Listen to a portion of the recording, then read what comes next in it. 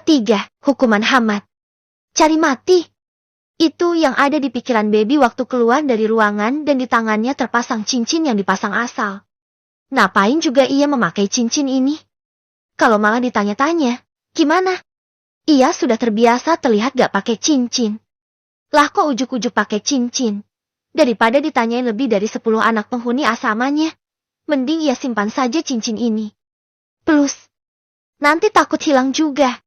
Baby berlari menuju aula tempat makan.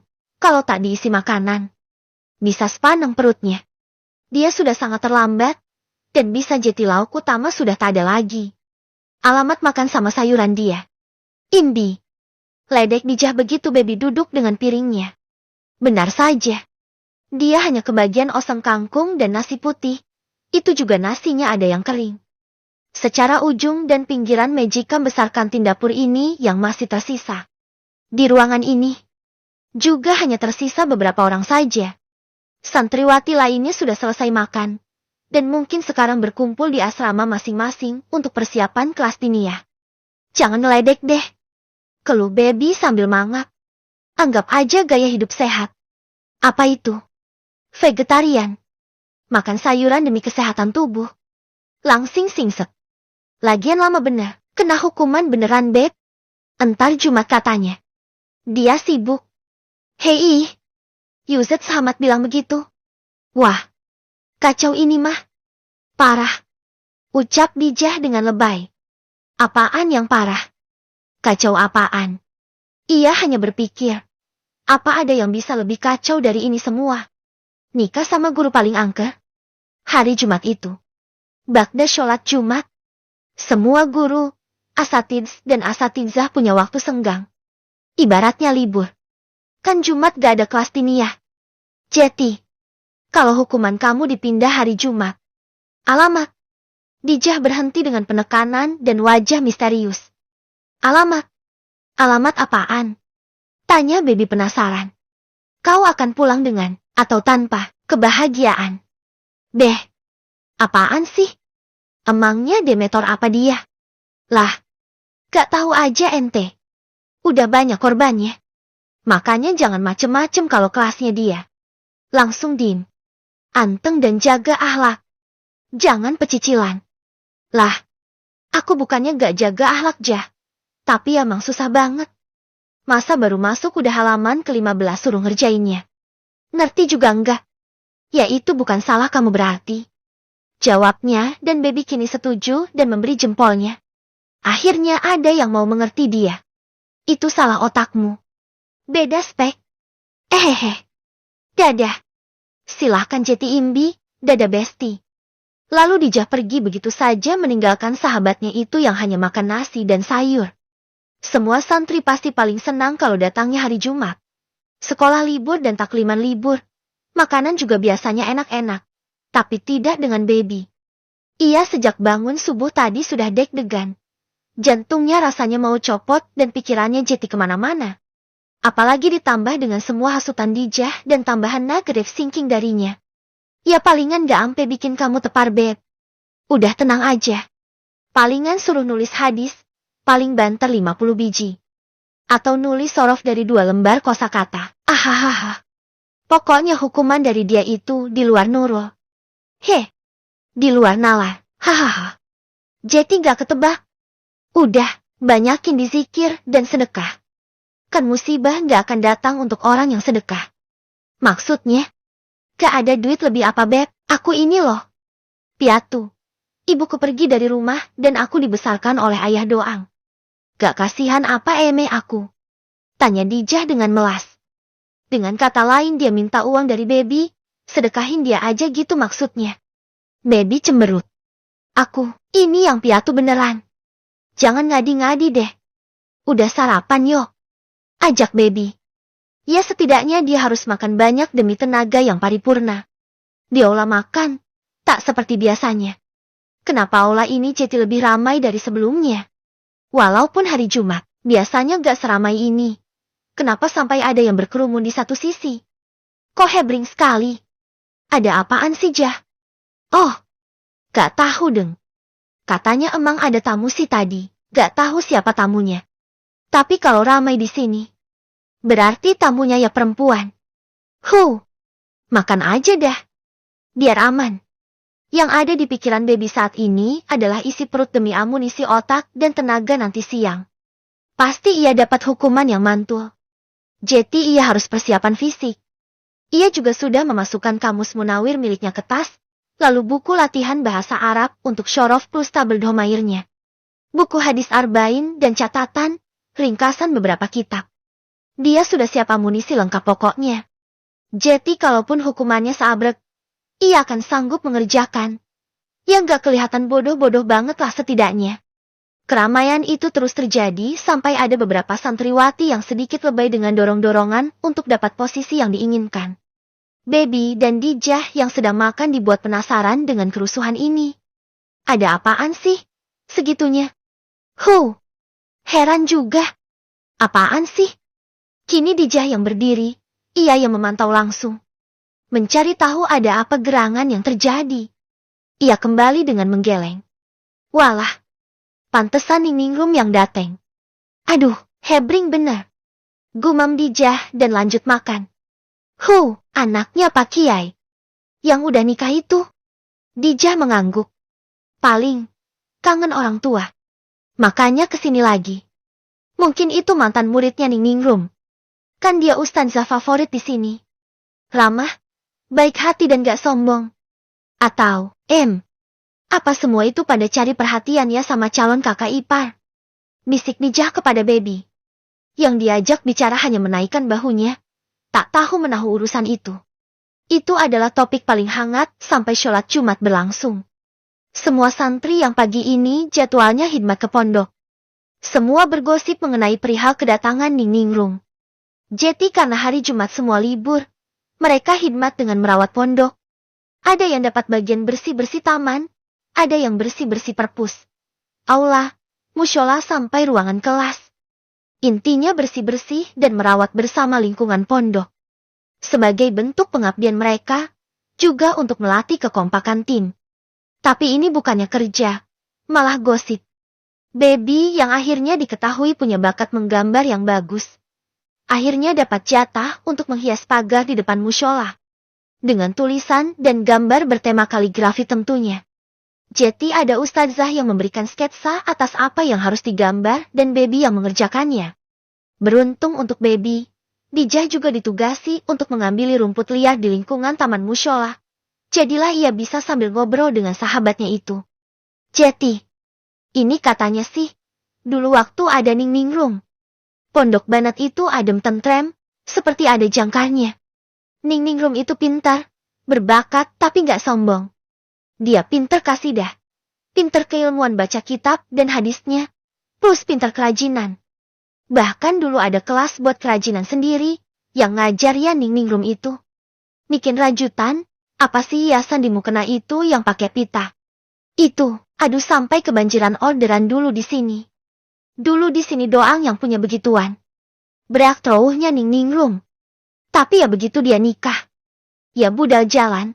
Berhenti semuanya. Hampa. Kehilangan sosok yang bisa membimbing. Gitu ya. Baby sedang memegang kuas. Ada 3 jenis cat poster di depannya. Semuanya dalam kemasan kaleng setengah kiloan. Besar-besar karena ada banyak medan yang harus di cover. Statement dari ustazahnya adalah, cukup gak cukup, harus cukup. Bisa gak bisa, harus bisa. Ya kan repot. Baby mencover bagian dasar dengan cat putih, lalu ia cat lapisan pertama dengan cat warna biru tua. Baru paling atasnya dengan biru muda. List di setiap kaligrafinya akan menggunakan perpaduan 2 cat itu. Nanti waktu sisa semua, dia akan mencampur 2 warna biru itu. Mau jadi warna apa dia pasrah. Sesisanya saja. Namanya ngecat. Ia pasti akan belepotan di wajah dan bajunya. Dia gak sadar badan dan wajahnya sudah coreng-moreng. Fokusnya pada medan yang akan ia lukis. Dan beberapa kali baby duduk saking lelahnya. 2 jam penuh dia mengerjakan ini semua. Dan Dijah sudah selesai sejak tadi dan kembali ke asrama. Ia sendirian di area mushola itu. Menyelesaikan tugasnya. Ia ingat betul apa kata ustazah tadi. Bisa gak bisa harus bisa. Jadi di dalam kepalanya, Ia harus menyelesaikan ini semua. Demi keamanan dan demi ia yang tidak diberi hukuman lainnya di pondok ini. Kalau saja ia tak ditegur oleh Ustadzah Rafiq yang memanggilnya, ia juga akan lupa kalau ia ditunggu ba'da sholat Jumat. Baby, kamu dari tadi dipanggil Bunyai. Disuruh ke rumah. Udah 15 menitan loh. Ucap Ustadzah Rafiq yang wajahnya terlihat lega. Kenapa Ustadzah? Tanya Baby masih belum mudeng. Kerjaannya belum selesai. Tulisan kaligrafi yang diminta ia buat baru selesai dilukis setengah. Ia masih butuh melapisnya dengan warna yang lebih terang dan membuat list garisnya. Ya kalau ditaksir, masih sekitar 1 jam lagi. Kamu dipanggil Bunyai dari tadi. Ulang Ustadzah Rafiq. Oh, Baby mulai ingat kembali hukumannya dengan Ustadz Hamad hari ini. Aduh, tapi saya belum selesai bagaimana ini Ustadzah. Ya nanti lagi Beb. Sekarang ke Bunyai dulu Gih. Cepetan. Ucapnya tegas. Baby mengangguk.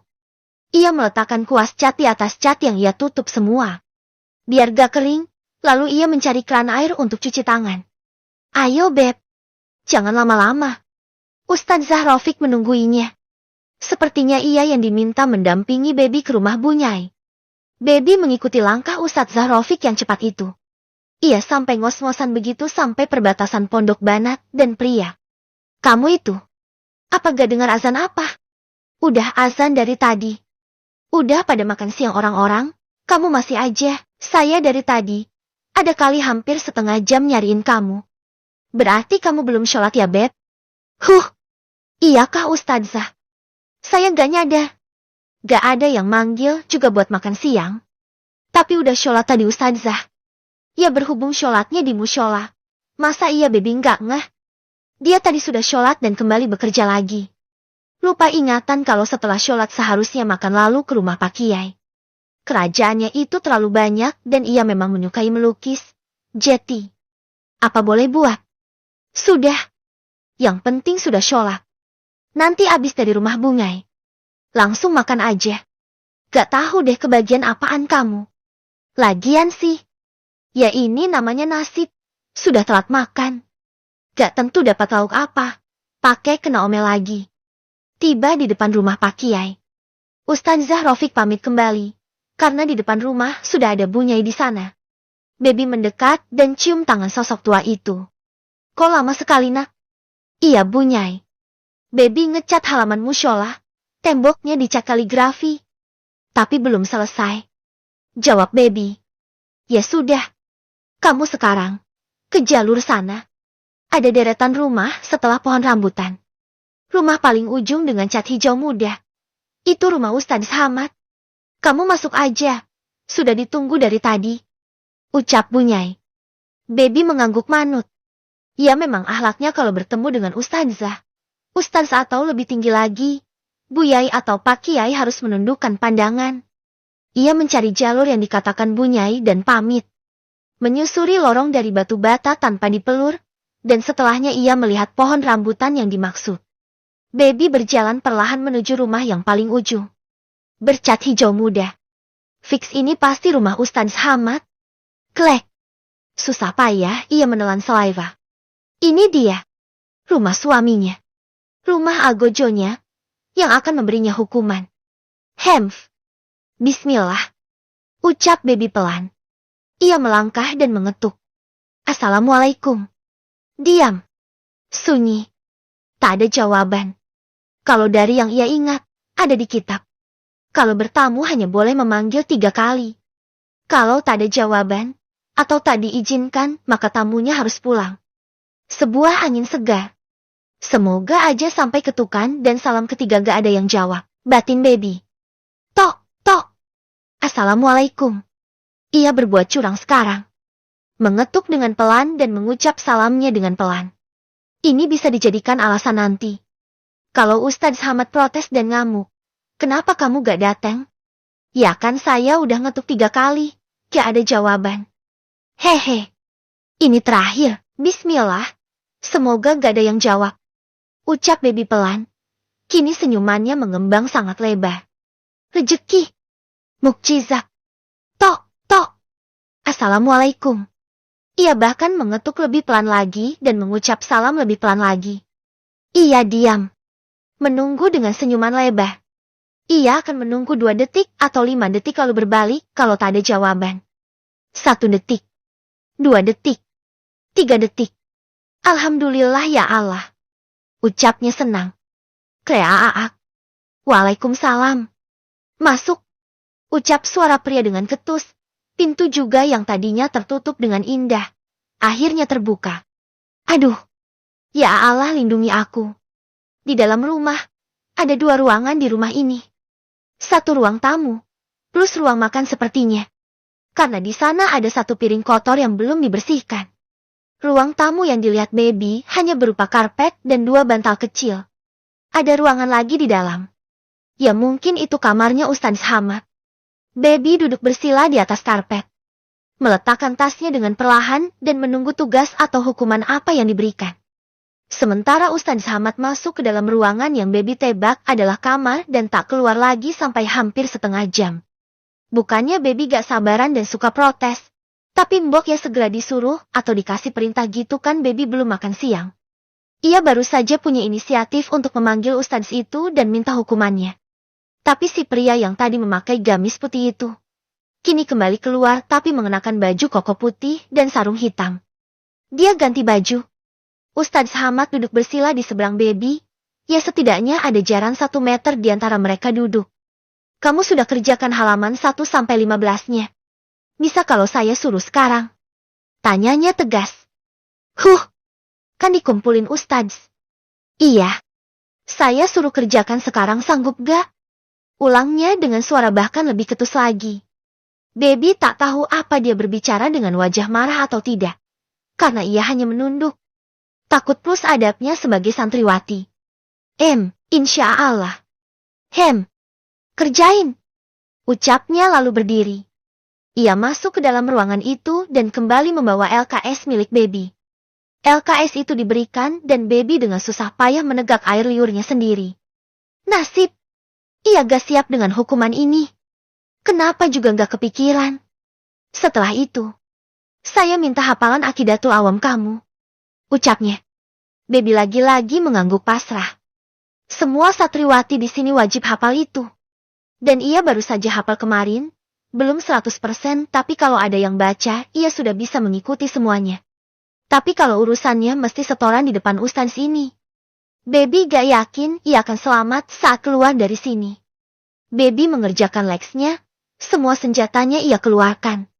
Mulai dari ringkasan buku, sampai kamus. Sementara Ustadz Hamad hanya menonton. Seperti kuli yang sedang dipantau oleh mandornya, baby berusaha terlihat fokus. Berusaha ya? Berusaha. Karena ia sama sekali tak fokus karena gugup. Astagfirullah, kamu tuh bagaimana jadi pelajar? Masa nulis seperti itu aja salah? Itu lam. Bukan alif. Masa gak bisa bedain? Itu juga. Kamu nulis ya? Padahal itu tak. Astagfirullah. Kamu tuh level apa sih? Kok parah banget? Omel Ustadz Hamad. Baby hanya melihat yang ia sebutkan tadi. Apa tadi? Lam. Tah. Yang mana yang salah? Astagfirullah. Ya Rob. Keluhnya lagi. Kini baby yang penasaran melirik ke atas, mau melihat seberapa marahnya Ustadz itu padanya. Baru saja pandangannya sampai ke leher. Ustadz Hamad berdeham. Berakibat baby kembali menunduk. Ya ampun, nasib banget. Ayo, coba. Aqidatul Awamnya. Kalau nggak hafal juga. Kamu nggak balik ke pondok ya hari ini. Kerjain sampai betul semua. Dan apalin kalau nggak hafal. Perintahnya dengan tegas. Amsyong deh. Pingsan di tempat ini namanya. Klek. Baby menelan salivanya dan berdeham. Mulai. Bismillahirrohmanirrohim. Ucapnya pelan. Berdoa dalam hati ia bisa melakukan ini. Semoga saja otaknya lancar jaya. Gak pakai ngehang segala di tengah. Amdau bismillahirrohmani. Daimil isani. Kruwukik. Di luar konteks dan gak ada di kitab manapun. Malah bunyi perut baby yang paling nyaring. Malu-maluin. Astagfirullah. Ucap Ustadz Hamad kini dengan nada seperti orang menyerah. Maaf Ustadz. Saya belum makan siang. Ngapain aja kamu dari tadi? Ngecat halaman musyola. Astagfirullahaladzim. Lama-lama ngadepin kamu saya jadi ahli istighfar kalau begini. Ya sudah makan dulu. Ia meletakkan buku yang ternyata sejak tadi dipegang oleh si Ustadz. Saya ke kantin Pondok Banat Ustadz. Cicit Baby. Tak ada jawaban. Baby melirik. Yang ia lihat Ustadz Hamad sedang meraup wajahnya dengan kedua tangannya. Kamu pikir, jam segini makanan masih ada? Lah kamu gimana sih Baby? Gumamnya seperti orang gemes tapi dengan sedikit bumbu marah. Baby meringis. Saya lapar Ustadz. Beneran deh.